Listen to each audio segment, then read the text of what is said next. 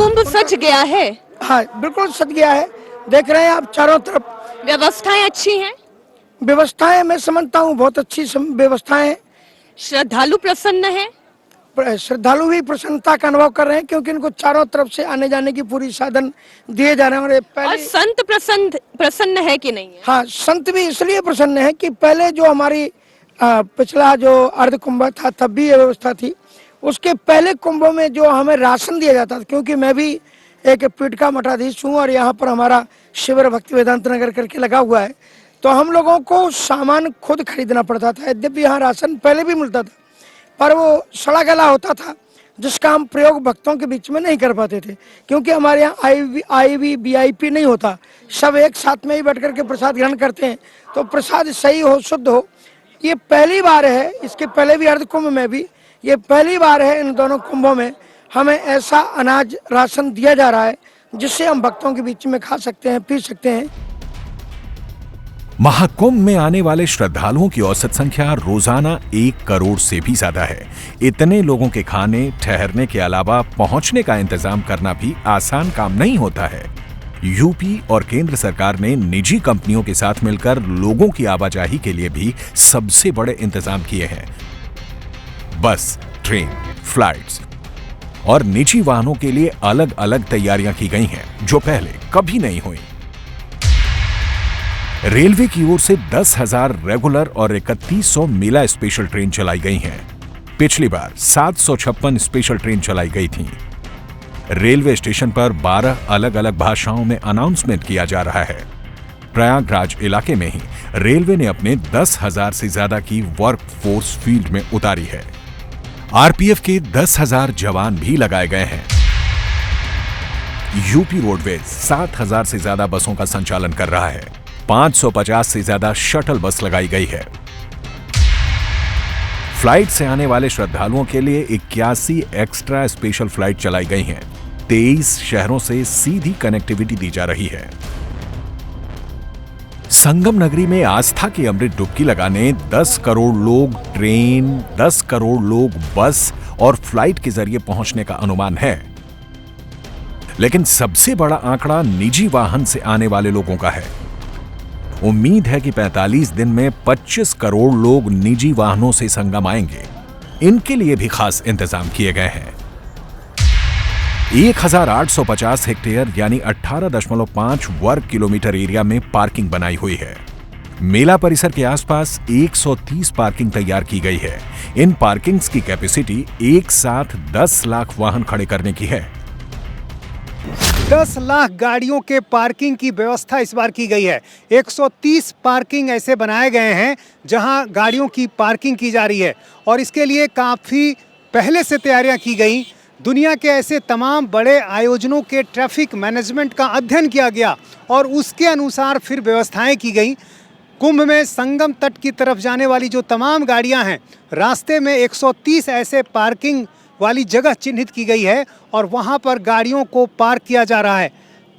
पूरे शहर का जो ट्रैफिक सिस्टम है वो अस्त व्यस्त ना हो जाए, इसको ध्यान में रखते हुए इस तरह की व्यवस्था की गई है कि गाड़ियां जो हैं वो सही तरीके से लग सकें और शहर का जो ट्रैफिक है वो भी जाम ना होने पाए।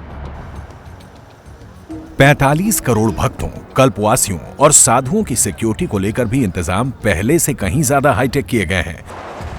सुरक्षा के ऐसे इंतजाम पहले किसी मेले में नहीं देखे गए हैं। 40 वर्ग किलोमीटर में चप्पे चप्पे पर सुरक्षा कर्मियों की पैनी नजर है।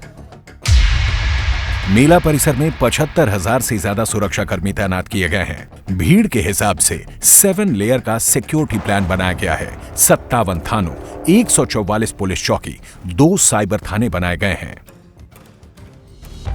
20 company PSC, 45 company paramilitary force, 7,000 दमकल कर्मी, 14,000 होमगार्ड, NSG कमांडो की 2 टुकड़े, ATS की 4 टीम, STF कमांडो की 3 टुकड़े, बम स्क्वाड की 6 टीमें भी मेले में तैनात की गई हैं।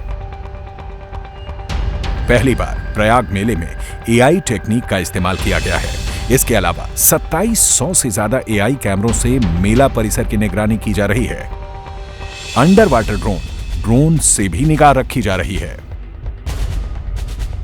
इस महाआयोजन के लिए टेक कंपनी गूगल ने भी अपनी पॉलिसी बदल दी है।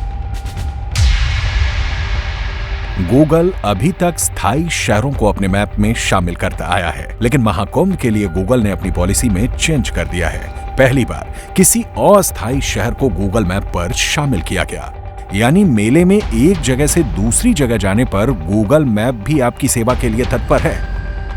महाकुंभ में पहली बार ऐसा हुआ है जब पूरे प्रयागराज के धार्मिक सर्किट को बड़े लेवल पर एक्सप्लोर किया गया है। इससे पहले कुंभ में लोग आते थे और चले जाते थे, लेकिन आसपास के धार्मिक स्थलों की उन्हें जानकारी नहीं मिल पाती थी। इस बार महाकुंभ मेला ऐप भक्तों की मदद के लिए तैयार है। इस ऐप के जरिए लोग लेटे हुए हनुमान जी, भारद्वाज ऋषि आश्रम, नाग वासुकी मंदिर, अलोप शंकरी, अक्षयवट, मन कामेश्वर मंदिर, द्वादश माधव मंदिर, पातालपुरी जैसे तीर्थों के भी दर्शन कर पा रहे हैं। अनेक तीर्थ यहाँ पर हैं। आप देखिए, अक्षयवट ऐसी पौराणिक कल्पना है, पौराणिक मान्यता है। अक्षयवट का कभी नाश नहीं हुआ, महाप्रलय में विनाश नहीं हुआ। और भगवान राम जब वन जा रहे थे तो अक्षयवट का दर्शन किए थे। यहीं पर सरस्वती कूप है।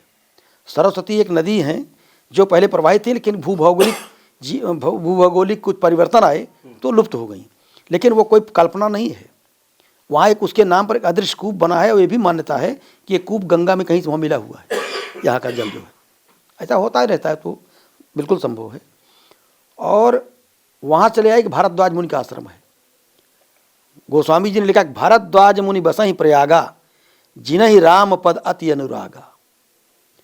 और बहुत बड़े कुलपति थे, बहुत बड़े वो क्या नाम से इंजीनियर थे।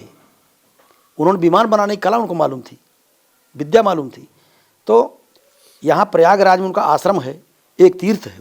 भगवान राम वन जाते समय और लौटते समय भी उनके आश्रम में गए थे। वहाँ से आप आगे चलिए, श्रृंगबेरपुर है। श्रृंगी ऋषि का नाम पुराणों में है। उन्होंने राजा दशरथ के पुत्र होने के लिए यज्ञ करवाया था, उनके नाम पर श्रृंगबेरपुर है। इसी प्रकार से यहाँ पर शंकर मंडपम है, जहाँ आचार्य शंकर और कुमारिल भट्ट का शास्त्रार्थ हुआ था। नाग वासुकी है, 12 माधव हैं।